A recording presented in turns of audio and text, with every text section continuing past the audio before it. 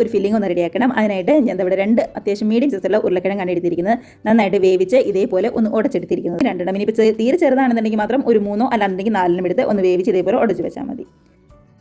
അതിനുശേഷം ഫില്ലിംഗ് റെഡിയാക്കാനായിട്ട് ഞാൻ നോൺ സ്റ്റിക്കിൻ്റെ പാനിലേക്ക് ഒരു 2 ടേബിൾ സ്പൂൺ ഓയിൽ ഒന്ന് ഒഴിച്ച് കൊടുത്തിട്ടുണ്ട്. ഇതിനകത്തേക്ക് ചേർത്ത് കൊടുക്കുന്നത് സവാളയാണ്. അപ്പോൾ ഒരു മീഡിയം സൈസുള്ള സവാളയായിട്ട് നമ്മൾ എടുത്തിരിക്കുന്നത്. ചൂടായ എണ്ണയിലേക്ക് നമ്മുടെ സവാള അങ്ങ് ചേർത്ത് കൊടുക്കുകയാണ്. ഇതേപോലെ ഒരുപാട് വലുപ്പത്തിലും അല്ല, എന്ന് തീരെ കനം കുറച്ചുമല്ലാതെ ഒരു ചെറുതായിട്ട് പൊടിപൊടിയായിട്ട് ഒന്ന് കട്ട് ചെയ്തെടുത്താൽ മാത്രം മതിയോ. എരിവിന് വേണ്ടി 2 പച്ചമുളകും അതേപോലെ തന്നെ 1 ടീസ്പൂൺ ഇഞ്ചി വെളുത്തുള്ളി പേസ്റ്റോ അല്ലാന്നുണ്ടെങ്കിൽ നല്ലതുപോലെ തന്നെ ചതച്ചെടുത്ത ഇഞ്ചി വെളുത്തുള്ളിയാണെന്നുണ്ടെങ്കിൽ കുഴപ്പമുണ്ടാവില്ല, ചേർത്ത് കൊടുക്കുക. പച്ചമണമൊക്കെ പതുക്കെ ഒന്ന് മാറി വന്നിട്ടുണ്ട്. എന്നിട്ട് ഒരുപാട് അങ്ങ് വഴന്നൊന്നും പോയിട്ടില്ല. ഇത് മതിയാവും. അപ്പോൾ പൊടികളായിട്ട് ഒരു 1/4 ടീസ്പൂൺ അടുത്തേക്ക് മഞ്ഞപ്പൊടി, അതേപോലെ തന്നെ 1/2 ടീസ്പൂൺ അടുത്തേക്ക് നമ്മുടെ കാശ്മീരി റെഡ് ചില്ലിയും, ഇനി മല്ലിപ്പൊടിയാണ് ചേർത്ത് കൊടുക്കുന്നത്. ഒരുപാടൊന്നും വേണ്ട, ഒരു 1/4 ടീസ്പൂൺ അത്ര മാത്രം മതി. ഗരം മസാലയും ചേർത്ത് കൊടുക്കുന്നുണ്ട്, ഒരു 1/2 ടീസ്പൂൺ. അപ്പോൾ ഇത്രയും പൊടികളായിട്ട് വേണ്ടതുള്ളൂ. ഈ പൊടികൾ നല്ലപോലെ ഇളക്കി പച്ചമണം മാറുന്നവരെ നമുക്കൊന്ന് വെയിറ്റ് ചെയ്യാം. ഗ്യാസ് ഒരു മീഡിയം ഫ്ലെയിമിലോ അല്ലാന്നുണ്ടെങ്കിൽ ലോ ഫ്ലെയിമിലോ വെച്ചാൽ മതി. ഇല്ലാന്നുണ്ടെങ്കിൽ പെട്ടെന്ന് അങ്ങ് കരിഞ്ഞു പോകും കേട്ടോ പൊടികളൊക്കെ. അങ്ങനെ പൊടികളുടെ പച്ചമണമൊക്കെ നന്നായിട്ട് മാറി വന്നപ്പോൾ നമ്മൾ വേവിച്ച് ഉടച്ച് വെച്ചിരിക്കുന്ന ഉരുളക്കിഴങ്ങും കൂടി അങ്ങ് ചേർത്ത് കൊടുത്ത് നന്നായിട്ട് തന്നെ ഒന്ന് മിക്സ് ചെയ്തെടുക്കുന്നുണ്ട്. ഇതിൻ്റെ കൂടെ തന്നെ ഫ്രഷ് ആയിട്ടുള്ള ഒരു ചെറിയൊരു പിടി മല്ലിയിലയും കൂടി ചേർത്ത് കൊടുക്കുന്നുണ്ട്. അപ്പോൾ ഇത് മതിയാവും. ഇത്രയേ ഉള്ളൂ നമ്മുടെ ഫില്ലിംഗ് എന്ന് പറയുന്നത്. ഇനി ഇതെല്ലാം കൂടി നന്നായിട്ട് തന്നെ ഒന്ന് മിക്സ് ആക്കി എടുത്തു കഴിഞ്ഞാൽ നമുക്ക് ഗ്യാസ് അങ്ങ് ഓഫ് ചെയ്യാം. അപ്പോൾ ആ ഉരുളക്കിഴങ്ങിലേക്ക് നന്നായിട്ടൊന്ന് ചൂട് കയറി വരണം, അത്ര മാത്രമേ ഉള്ളൂ. ഇപ്പോൾ നിങ്ങളുടെ കയ്യിൽ പനീറൊക്കെ ഉണ്ട് എന്നുണ്ടെങ്കിൽ അല്ലെങ്കിൽ ചീസൊക്കെ ഇഷ്ടമാണെന്നുണ്ടെങ്കിൽ അതും ഈ സമയത്ത് ചെറുതായിട്ടൊന്ന് ഗ്രേറ്റ് ചെയ്ത് ചേർത്ത് കൊടുക്കുക. ഇനിയിപ്പോൾ വേണ്ടത് ബ്രെഡാണ്. ഞാനിപ്പോൾ ഇവിടെ അത്യാവശ്യം ട്രൈ ചെയ്ത് നോക്കുക. ഇതേപോലെ ബ്രെഡിൻ്റെ മുകളിലേക്ക് നമ്മുടെ മസാല നമ്മൾ റെഡിയാക്കി വെച്ചിട്ടുണ്ട്. അതിനുശേഷം ഒരു കത്തി ഉപയോഗിച്ച് ഇതൊന്ന് 3 കട്ട് ചെയ്തെടുക്കുക. അപ്പോഴാണ് തീരെ അങ്ങ് ചെറുതല്ല, നമ്മുടെ ഫിംഗർ ഷേപ്പിലല്ല, കുറച്ചും കൂടി കനത്തിൽ ഒരു ബ്രെഡ് 3 കട്ട് ചെയ്താൽ എങ്ങനെ ഉണ്ടാവും, ആ രീതിക്ക് വേണം കട്ട് ചെയ്തെടുക്കാനായിട്ട്. കണ്ടത് ഇതേപോലെ. അപ്പോൾ പകുതി ബ്രെഡും അതേപോലെ തന്നെ പകുതി ഫില്ലിങ്ങും ആ ഒരു രീതിക്കാണ് നമുക്കിവിടെ കിട്ടിയിരിക്കുന്നത്. കണ്ടത് ഇതേപോലെ. ഇനി ഇതിൻ്റെ താഴെ നമ്മൾ ടൊമാറ്റോ സോസൊക്കെ വെച്ച് കൊടുത്തിട്ട് അതിൻ്റെ മുകളിൽ ഫില്ലിങ് വെക്കണമെങ്കിൽ ഇതേപോലെ കട്ട് ചെയ്ത് നമ്മൾ എടുത്ത് വെച്ചിട്ടുണ്ട്.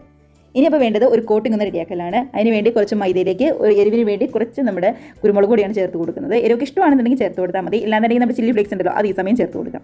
ആവശ്യത്തിന് ഉപ്പും കൂടി ചേർത്ത് കൊടുത്ത് ഇതേപോലെ ഒന്ന് മിക്സ് ആക്കി എടുക്കുക. അതിനുശേഷം വെള്ളം ചേർത്ത് നല്ലതുപോലെ തന്നെ ഒന്ന് ലൂസായിട്ട് നമുക്കൊന്ന് റെഡിയാക്കി എടുക്കാം.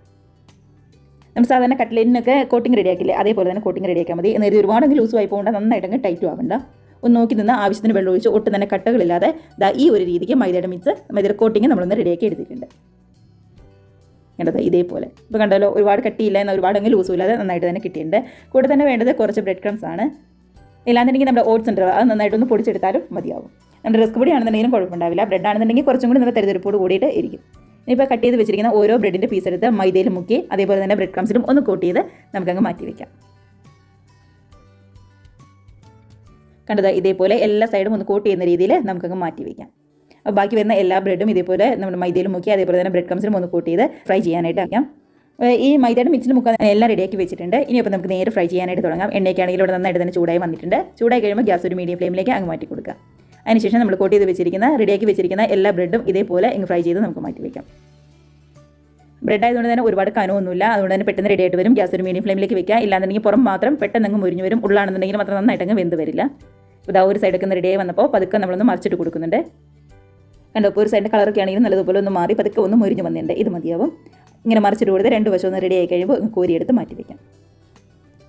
കളറൊക്കെ ഒന്ന് മാറി 2 വശം ഒന്ന് മുരിഞ്ഞ് ശരിക്കും ഇവിടെ റെഡി ആയിട്ട് വന്നിട്ടുണ്ട്. അപ്പോൾ ഇപ്പോൾ ഒരു പ്ലേറ്റ് നിറയെ സ്നാക്സ് നമുക്ക് കിട്ടിയിട്ടുണ്ട്. ബ്രെഡ് ആയതുകൊണ്ട് തന്നെ ഒരുപാട് വലിപ്പത്തിലും അല്ല, ഇതേപോലെ 3 കട്ട് ചെയ്തുകൊണ്ട് കഴിക്കാനാണെന്നുണ്ടെങ്കിലും എളുപ്പമായിരിക്കും. അതേപോലെ തന്നെ കാണാനാണെന്നുണ്ടെങ്കിലും നല്ല ഭംഗി തന്നെ നമുക്ക് കിട്ടിയിട്ട്.